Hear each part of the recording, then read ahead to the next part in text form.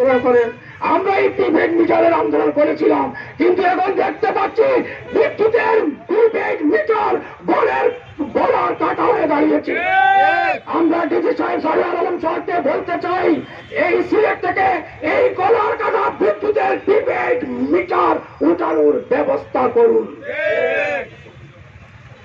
আর এই সিলেটের একটা উদ্যোগ, আপনার সমস্ত উদ্যোগের প্রতি সমর্থন, আরেকটি উদ্যোগ নিয়েছেন আপনি, 9টার সময় দোকানপাট বন্ধ রাখা, 9:30 হোক আর 9টাই হোক, এটা খুবই দরকার।